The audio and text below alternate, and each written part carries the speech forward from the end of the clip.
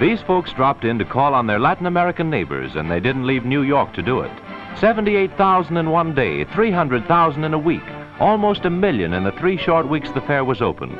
They saw a portion of Latin America transferred to Herald Square. In the fair, they found themselves in a new world, miles below the Rio Grande, a world of color and friendly warmth and music, a world of new products for the markets of the United States. They saw a typical coffee plantation hut with a panorama view of a great coffee plantation, a finca, spreading out in the background. Coffee beans, symbol of an industry that's one of the bulwarks of Brazil's economy. Folks were spellbound by the collection of rugs. They saw rugs from every country in Latin America. Hand-loom, deep-tufted rugs and characteristic Indian patterns. Rugs from Latin America for the interior of North American homes. And speaking of interiors, Americans are fast discovering the wines of the Americas and finding them to their taste. They bought the goods that Latin America has to sell. Money for merchandise, goodwill built on good trade relations. Every sale, a guarantee that the Americas mean business. Business that means friendship in the Western Hemisphere.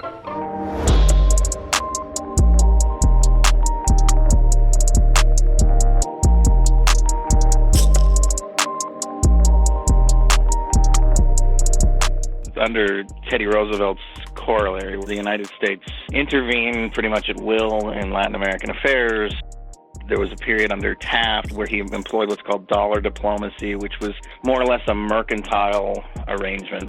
The United States would pursue its own financial interests in Latin America to the detriment of the actual nations there. There's a slew of interventions that are called the Banana Wars. They're called the Banana Wars because the United Fruit Corporation was one of the big entities at play. The U.S. rattled its saber in defense of these companies. Had a banana lately? Probably not. Pretty tough. But it's been tougher on some other people.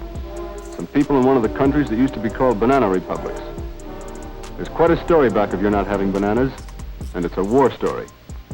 The U.S. intervened in Mexico during Wilson's presidency a couple of times. The U.S. occupies Haiti for a while. It occupies the Dominican Republic for a while. It occupies Nicaragua for a while, all in the name of U.S. corporations.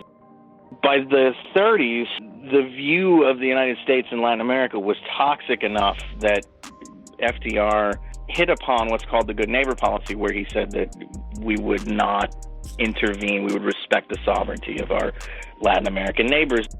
Not out of a sense of altruism or, that this is the right thing to do, but because he believed correctly, I think, that this was the only way to salvage a relationship with Latin America, that countries in the region were so sick of the United States intervening in their affairs that U.S. national interest was best served by pulling away from that and saying, we're going to partner with you and respect your rights and respect your sovereignty. We're not going to continue these policies where we just kind of assert ourselves and get up in your business whether you like it or not. It didn't survive his death, really, because the rise of the Cold War gets you into panic about the rise of communism in Latin America. That is the dominant feature in U.S. policy toward the region for the rest of the 20th century, really to the present day, if you look at the way that we treat leftist-leaning governments in Latin America versus the way we treat right-leaning governments in Latin America. Truman propagated a doctrine that said that the United States would aid countries that were being pressured by the Soviet Union or international communism, as the case may be. Eisenhower built on that to say that the United States would, again, kind of protect countries that were being targeted by quote-unquote aggression from communist nations. Kennedy comes along in the 60s, and of course the Cuban Revolution happens in 1959, and that kind of dominates the first part of Kennedy's administration.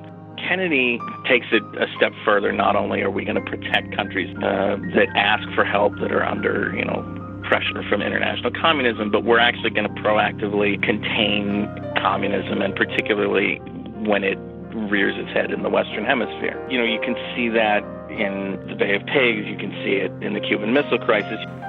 This urgent transformation of Cuba into an important strategic base by the presence of these large, long-range, and clearly offensive weapons of sudden mass destruction constitutes an explicit threat to the peace and security of all the Americas. Johnson, after intervening in the Dominican Republic, says not only do we want to roll back and contain communism, the United States assumes the right to intervene in what should be purely domestic affairs in Latin America. I've ordered the Secretary of Defense to put the necessary American troops ashore in order to give protection to hundreds of Americans who are still in the Dominican Republic and to escort them safely back to this country. This same assistance will be available to the nationals of other countries, some of whom have already asked for our help. Revolutions that look like they might be communist or they might go in a communist direction, these aren't going to be considered local revolutions. They're not going to be considered domestic matters. The United States considers part of this international Cold War threat and will act accordingly. In the 70s, that gives you maybe the most talked about or reviled, as the case may be, U.S. intervention in Latin America, which is, of course, the Chilean coup in 1973, the overthrow of Allende, the imposition of Augusto Pinochet, who spends years disappearing people in the name of stamping out anything that looks like or smells like it might be leftist or communist. Carter kind of steered U.S. foreign policy away from overt support for right-wing dictators. There was still a lot of these programs going on that just kind of continued on their own momentum. You had the dirty war in Argentina. You had interventions in Brazil that were, CIA-led. And Pinochet, of course, was doing his thing. And these things kind of went on regardless of what Carter did or didn't do for U.S. foreign policy. Sort of foreign policy focus was elsewhere. Reagan comes back and I think goes all the way back to LBJ and kind of pulls that into the 80s and expands the policy. It would be hard to find many Americans who aren't aware of our stake in the Middle East, the Persian Gulf, or the NATO line dividing the free world from the communist bloc. And the same could be said for Asia. But in spite of, or maybe because of, a flurry of stories about places like Nicaragua and El Salvador, and yes, some concerted propaganda, many of us find it hard to believe we have a stake in problems involving those countries. Too many have thought of Central America as just that place way down below Mexico that can't possibly constitute a threat to our well-being. And that's why I've asked for this session. Central America's problems do directly affect the security and the well-being of our own people. And Central America is much closer to the United States than many of the world trouble spots that concern us. So, we work to restore our own economy. We cannot afford to lose sight of our neighbors to the south. Not only are we going to resist leftist revolutionary movements, but we're actually going to go and train and arm these unhinged, in many cases, the Contras and other groups that are just sort of massacring people, murdering journalists, murdering activists. It goes just a step further than the United States had already gotten in the region. The people of Nicaragua still cling to their dream of freedom. In the best tradition of our founding fathers, they formed a democratic resistance against tyranny, one of the largest peasant armies in the world, with more than 17,000 freedom fighters called Contras, and as the Contras have grown stronger, the communist regime has grown shakier. The Cold War ends, and the U.S. a little while to adjust to that reality, and in some ways we still haven't adjusted to that reality. But what you see in the 90s, mostly during the Clinton administration, is this effort to kind of back away from authoritarian right-wing governments while at the same time pushing or aiding the rise of economically still kind of center-right, but democratically elected and with some semblance of a left social policy. Those are the kind of governments that the Clinton administration tries to cultivate. There is a wave during this period of democratization movements. You have governments, starting to be freely elected without that threat hanging over them because the Cold War threat is no longer there. But what that leads to under the Bush administration is a backlash as governments are elected in Latin America that are more left-leaning. You have Chavez in Venezuela, Lula's government in Brazil, you have Evo Morales in Bolivia in 2005. These leaders are too far left even for a post-Cold War United States. El desarrollo económico, un mito. América Latina se formó como países dependientes, países periféricos, capitalismos periféricos altamente dependientes. In the 2000s, you don't have that geopolitical conflict going on anymore, but you still have the sense that leftist governments are bad for business and right-wing governments are good for business. I can't understand why people would I guess I can understand it. It just doesn't make any sense to me. Why you wouldn't want to have access to U.S. markets. Trade agreements reduce barriers and tariffs. That's what they do. That's why you have a trade agreement. They don't make it harder to access markets. They make it easier to access markets. And why wouldn't people want to access our vast market? I don't know. It's beyond me. You can look at Honduras, the 2009 coup. I mean, that was under the Obama administration, but it was, again, a left-leaning government overthrown, and the Obama administration, had very little to say about that. It tacitly supported what happened there. We, in the United States, who view Latin America as a market, as a way for us to make money, we want to support right-leaning governments and oppose left-leaning governments. You do have this return to the same kinds of policies that the United States engaged in the middle of the 20th century, but the ideological aspect isn't as salient. It's more just the economic aspect. You do have this administration kind of openly rooting for a military coup in Venezuela. We ask the nations gathered here to join us in calling for the restoration of democracy in Venezuela. Today we are announcing additional sanctions against the repressive regime. They're targeted sanctions. They're an effort to sour people who are kind of higher up in Maduro's government and in the Venezuelan military. They're clearly meant to foment some kind of a coup within that government.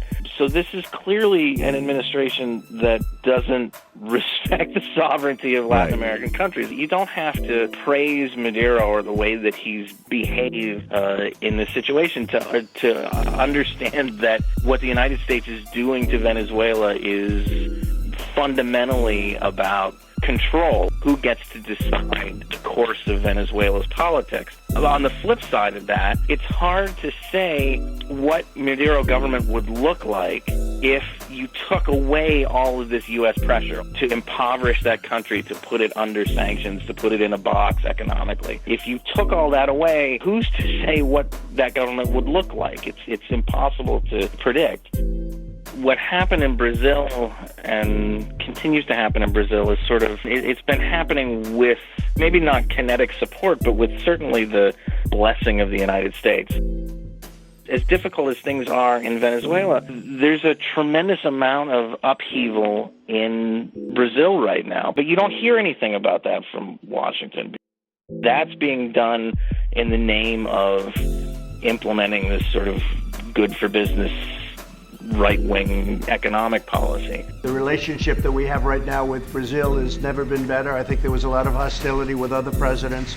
There's zero hostility with me, and we're going to look at that very, very strongly in terms of whether it's NATO or it's something having to do with alliance. But we have a great alliance with Brazil, better than we've ever had before. The relic of the Cold War U.S. policy toward Latin America, left bad, right good, continues to define U.S. policy toward that region even today, despite the fact that the Cold War is no longer with us and there's no longer that kind of concern about international communism. We're still sort of locked into that understanding, that dichotomy, because the business interests demand it. That's what gets you free trade agreements and that benefit the United States and that allow U.S. businesses to go in and make as much money as possible out of Latin America is if you keep these sort of right-leaning governments in power. The free trade agreements themselves create terrible conditions in Latin America. I mean, NAFTA has overall been very bad for Mexico in many respects. CAFTA, the trade agreement that the United States reached with Central America, you can trace a lot of these asylum seekers and would-be refugees who come to the U.S. border every year. You can trace that to the free trade agreements in many respects and the economic conditions that they've created. You can trace the rise of gangs in Central America. MS-13, the one that we all hear about, was incubated here because of a policy of deporting Latin American migrants in the United States. That group was moved to El Salvador, where it has exploded into a huge problem, a much bigger problem there than it is here. The effects of U.S. policy in terms of degrading Latin America and trying to control Latin America in the name of pursuing a purely U.S. national interest-focused agenda in the region, as though nobody else's interests matter. We still see those effects all over the region.